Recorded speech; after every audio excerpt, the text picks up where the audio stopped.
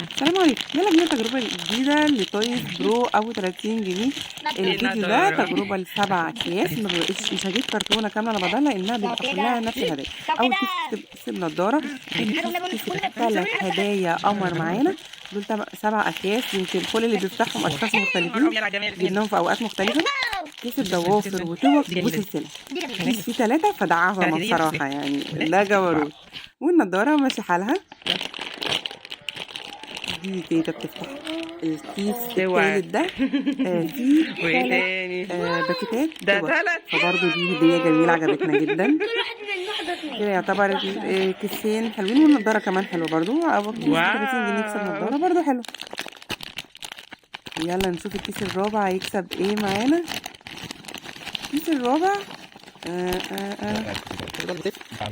كسب دي اللعبة القمر دي اللي هي بتتركب، احنا اشتريناها اصلا قريب، كانت ب30 جنيه. الكيس الخامس يلا بينا نشوفه. أطعمة مختلفة وهدايا كمان مختلفة. الخامس كسب بس ضوافر أطفال، زي ما احنا متعودين. فدي هدية على قد حالها كده. ماشي نعدي نخش على اللي بعده. الكيس القمر ده كسب حاجة عملية بقى وعجبتني جدا، استخدام شخصي. ده كوريكتور.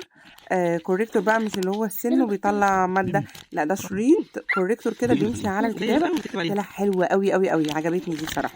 معرفش هو سعره 30 جنيه ولا أقل، بس هو كهدية عجبتني. بصوا استخدامه جميل جدا وما بيتشالش بسهولة. الكيس اللي بعده يلا بينا. احلى هدية واحلى لعبة وكان نفسي اكسبها جدا، اللي بتغني ايه اليوم الحلو ده. انا هسرع الفيديو عشان كده هتلاقونا بنتكلم بسرعة في الحتة دي. هدايا حلوة وماشي حالها، ما تجيبوش بس كرتونة على بعضها لو انتوا هتجربوا. خليكوا كده اوقات مختلفة في اطعمة مختلفة.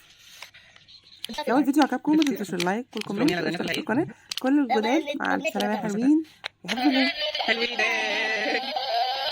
ايه الناس الحلوه دي؟ اخيرا